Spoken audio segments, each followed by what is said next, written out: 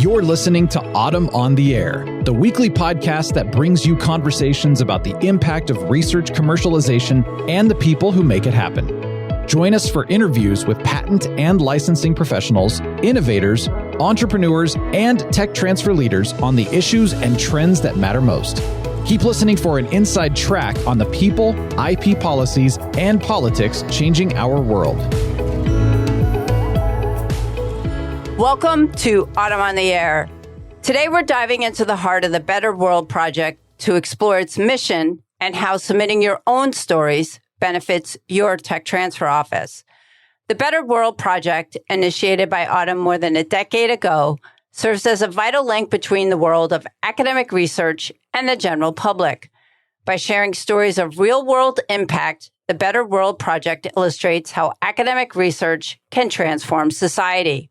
These stories shed light on the practical applications of research and the critical elements that drive tech transfer success, including funding, industry collaborations, and the dedicated work of tech transfer offices. With a growing database of more than 500 stories and videos, this project makes research achievements more accessible and understandable for everyone. Joining us today is Amidzich, a senior intellectual property manager for the Office of Technology Development at the Medical College of Wisconsin and the co-chair of the Better World Project Committee. Her background in criminal justice and paralegal expertise brings a unique perspective to the tech transfer landscape. Anne has been instrumental in maintaining the docket for intellectual property, reviewing and processing legal invoices, preparing and sending reimbursement, milestone, and licensee fee invoices to licensees, processing and dispersing royalty payments, and ensuring federal compliance. Today, she joins us to shed light on the Better World Project, sharing her insights and experiences, and how you can become a part of this transformative initiative. Welcome, Anne. I'm so excited to have you here on the air. Hi, Lisa. Thanks for having me. Yeah, really happy to have you here today, Anne. And I have to say, you have a very interesting background for somebody in tech transfer.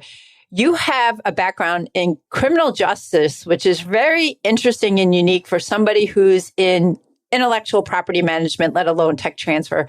So can you tell me a little bit about what excited you or drove you to tech transfer and how the transition was for you? Yeah, great question. It's interesting when you reflect on your life and your career and where you've been. And I started out in legal. I was a file clerk when I was in college. And then I went and I obtained my criminal justice degree. And then it was a situation where I worked for various law firms.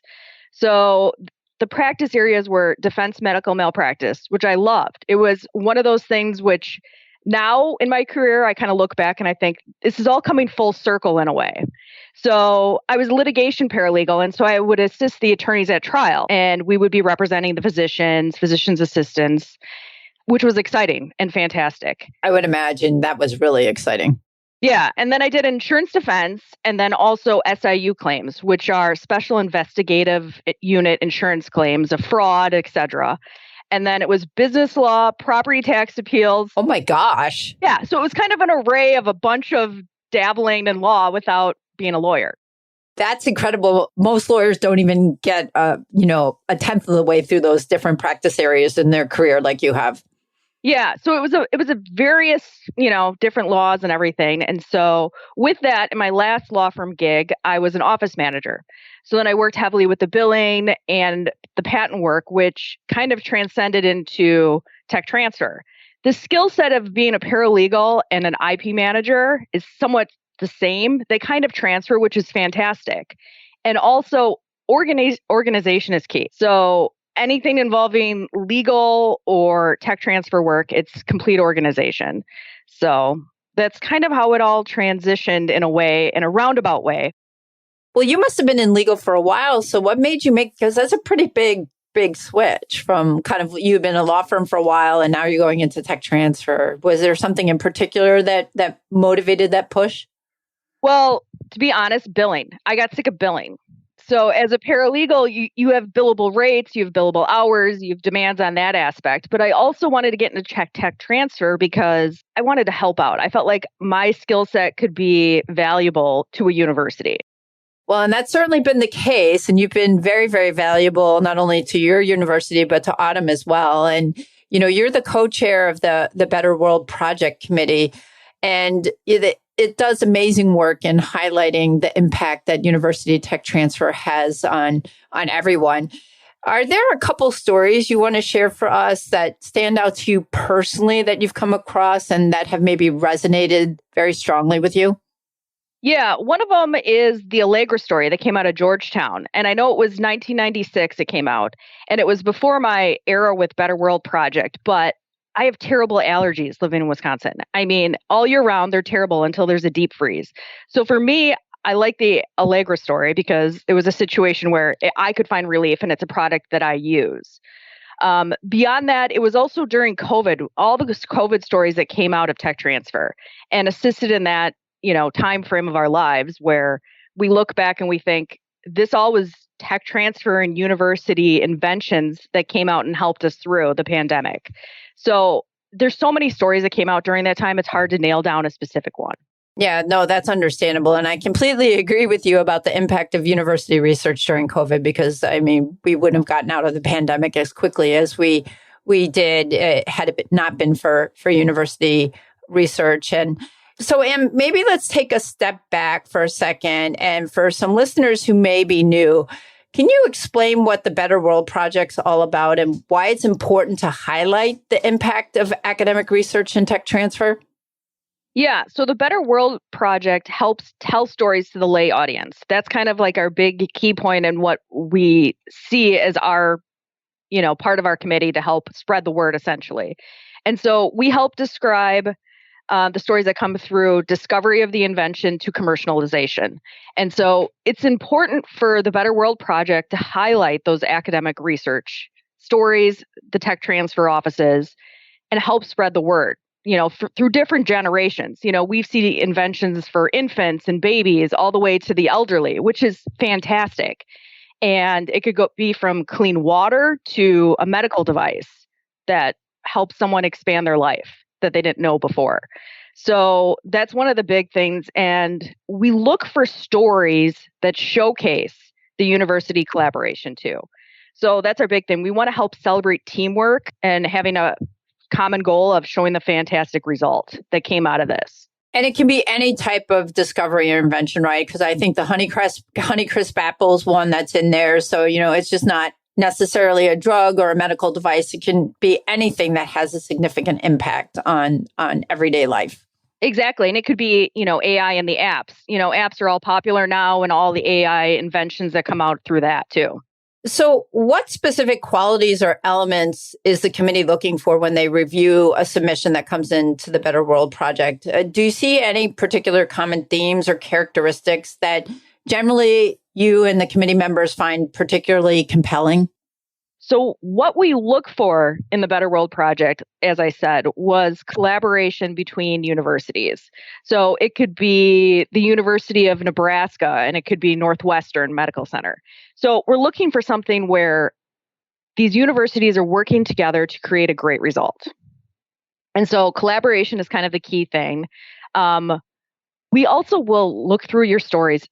And as I'll say probably later on, depending on the questions you may have, Lisa, well, Autumn helps in any way we can to polish these stories. We're here as your advocate. We're here to help you and spread the story. Yeah, you want submissions. You want people to keep submitting as many and as often times. And if you need help or not sure what to do, you're going to help them. Exactly. So submit anything and everything.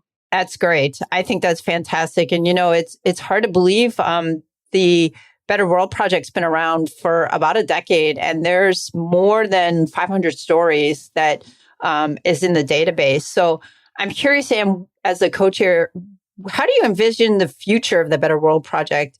Are there some new exciting initiatives you're working on or directions that the committee has in store? Yeah, so I have a co-chair, Carlos, that I work closely with. Carlos was a co-chair prior to me becoming one. And so we're looking at expanding our story library to include more international stories. So Carlos Carlos and I are becoming, we're trying to be big advocates on that. And we also want to showcase a more diverse inventor group. So from anyone and anywhere around the world. So we're working on that a lot too. And we're also trying to work on a diverse group of stories, not just physical sciences. We're looking for other information.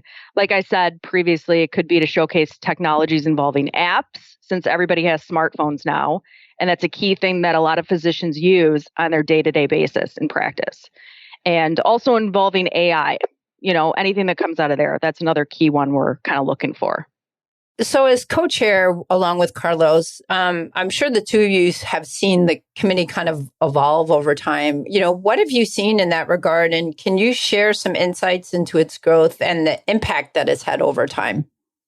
Yeah. So as you said, Better World Project started in 2020, actually with a previous coworker of mine, Kalpa Vithalani, who now is at Marquette. She was a big part of the Better World Project in its inception, as well as Laura Savatsky in Kentucky. So what has happened is that we have our first award to the University of Central Florida in 2020 for their story on cleaner water. So we've started the award process since I've been involved as well.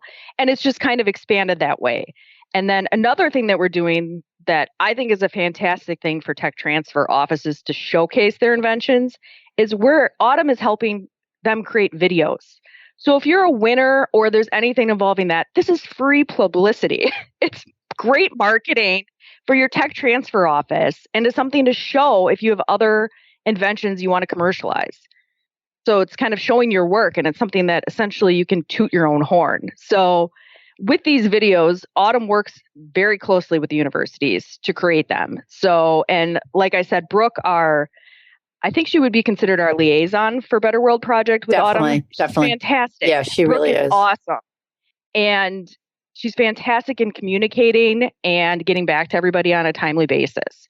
So that's the other thing. And coming up too at our annual convention, we're going to have the promotional videos showcased. So previous ones are going to be there in San Diego for everyone to see, which is fantastic. And what I understand is there's going to be some big TV screens that are going to be set up and these videos are going to be circulating during the annual meeting in San Diego. Correct. Yep. So it's going to be great publicity for these tech transfer offices, like I said, to showcase their work. Exactly. So submit early and often, as we will say throughout this podcast today. Yes, exactly. So, Anne, I wanted to go back to a personal question for you. What inspires you about the Better World Project and the stories that it showcases? Is there a specific aspect of the project that particularly resonates with you? For me, it's seeing all the stories that come out of these tech transfer offices around the world and seeing how they impact different generations, like I said, from babies to elderly, and also all these specialty niche, medical diagnoses that are out there. So I think it's seeing the work that's coming out of these universities and the collaboration, which is what I enjoy reading through the years that I've been with the Better World Project. So far during, our podcast here, we've been obviously hinting that people should submit their stories to the Better World Project. What message or advice would you have to share with them to inspire them to participate in addition to what you've already mentioned? Like we've said, send anything and everything as often as possible. And also to showcase too that Autumn is working with you closely on these story submissions. It's not you're willy-nilly submitting it and we're just letting it go out there on the World Wide Web. We work with you to polish these stories and to help it be a product that you're proud of and that everyone within your tech transfer community can appreciate as well. So, and we're accepting submissions until the 30th of September for the 2024 Better World Project Awards. And the winner will be announced at our conference in San Diego this year. And I know, Anne, going back to Brooke, my understanding is one of the things that she does is she will look at a submission right away when it comes in. If she sees some gaping holes or some missing information, she's not even going to pass it on to the committee. She'll reach right back out to the applicant and say, hey, you're missing this. Please add this. This will help your submission.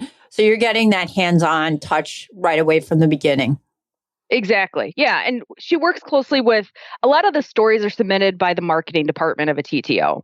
So, and there's sometimes the lost in translation there because the marketing committee isn't really involved in the invention and they have to reach out to the TTO for answers. So Brooke kind of leads them in the direction of what questions to ask in order to get the answer. So it's very helpful.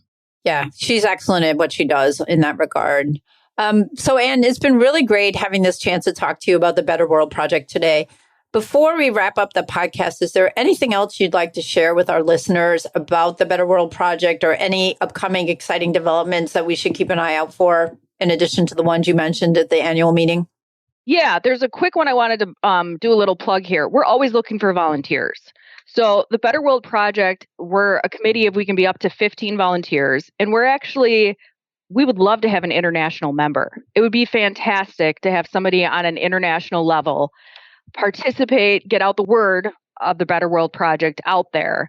I think it would be awesome. And that would also help us expand our diverse international stories and our, do some of the other initiatives that we have regarding the diverse international inventors we want to. Oh, that's a great suggestion. Yeah. So if you're listening and you're interested in becoming a volunteer for the Better World Project, and people can reach out to you, or they can reach out to Carlos, or I'm sure they can reach out to Brooke as well. Exactly. Yep.